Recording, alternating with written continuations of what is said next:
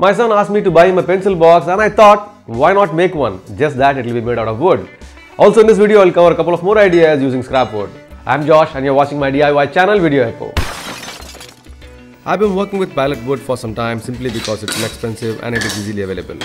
It is possible to split the pallet wood into thin pieces. Luckily for me, I have these wooden runners which are used as edge banding on plywood, which is almost the same thickness. To get an approximate size, I use my geometry box, but this box somehow seems to be a bit smaller for the standard pencil. So I decided to make it a bit larger and spacious too. I marked one of these wooden runners for the desired size and made the straight cuts using a miter box. Using the first piece as a reference, 10 more of these runners were cut and I think it should be sufficient for this project.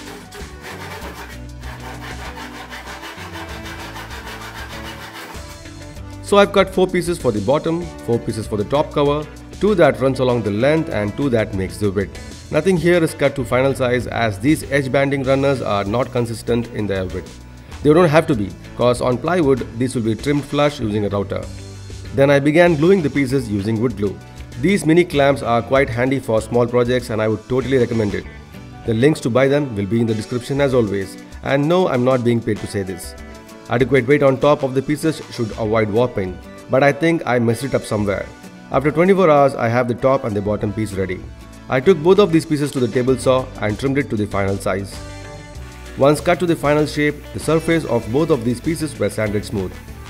Checking the square both horizontally and vertically, the pieces were joined together using super glue. This is only a temporary fix, as pin nails will be nailed to the box once done.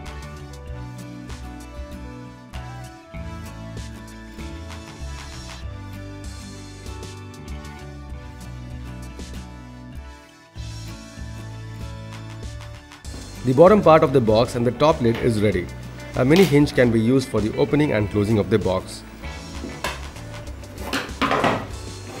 Really tiny slots have to be made to accommodate the hinges and I cannot afford to make a mistake here.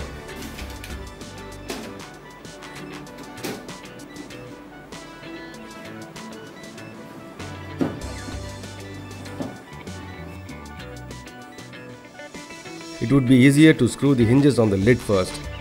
To get the placement, a drop of super glue is placed on the hinge and the top cover is pressed on it. The wood is just about 5 mm in thickness and hence pre-drilling the holes for the screw would avoid splitting of the wood.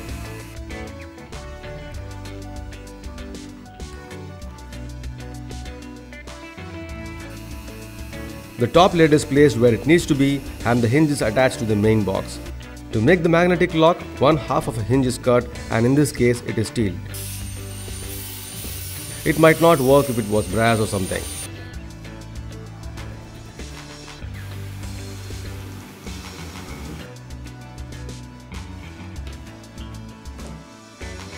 Then I made a slot for the magnet on the piece of wood and fixed it using epoxy.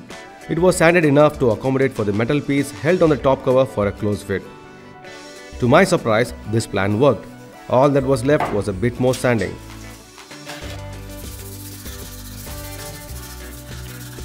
A little bit of boiled oil enriches the texture of the wood and it makes a huge difference in looks.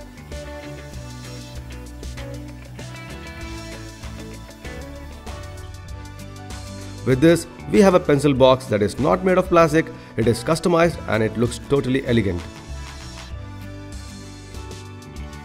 I also put my son's name on a thin aluminum plate and glued it. When I presented this box to my son, especially with his name on it, he was really excited and that was a moment.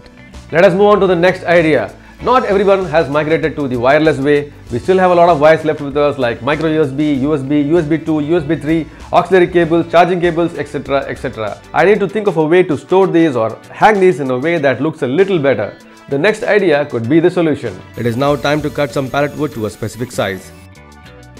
Then I applied wood glue and made them into a board. Then the edge banding runners were cut at a 45-degree bevel to make the frame of the board. Then a picture hook was added on the back of the board to hang this frame on the wall. Time for some artwork. I'm going to speed up the video and quickly explain what I'm doing here. I'm going to trace the face of Bob Marley on the wood. So I place a carbon paper, then place a printout of his image and begin tracing. After roughly tracing the image, I began painting. Once the painting was complete, I nailed on the hair part of the picture with nails partially standing out.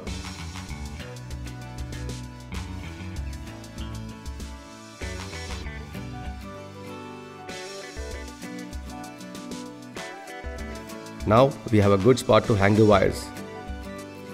When I made the test tube flower vase in my last video, some of my friends felt that the test tube was not really apt for a plant. I listened to them, and hence I decided to make one with a round bottom laboratory flask. So I cut 3 pieces of a plank. 2 of the pieces have a 45-degree bevel on one side, but one of the pieces have a bevel on both sides. Let me show you how it's gonna look like when glued together. The top piece needs to be drilled with a hole big enough for the neck of the glass flask to go through. Once the hole was made, I sanded all of the parts and attached them together with wood glue. Then I made pilot holes for the nails and nailed all the parts together. The edges were not aligned properly as the bevel angle I had cut had an error, so I filled up the gaps using wood filler.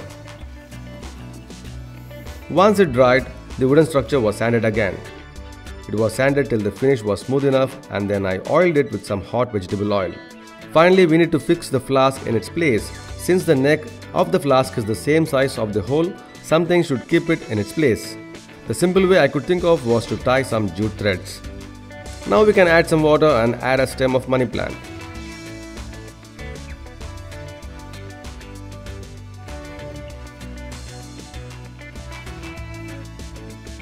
Those were some simple ideas that you could try. You can let me know which is the one that you liked or disliked for that matter. I've made a bunch of different videos on home decor, the links of which will be found in the description in case you're interested. Thanks a lot for watching this video. Please do share it with your loved ones. I'll be back with another interesting video very soon. Until then, bye.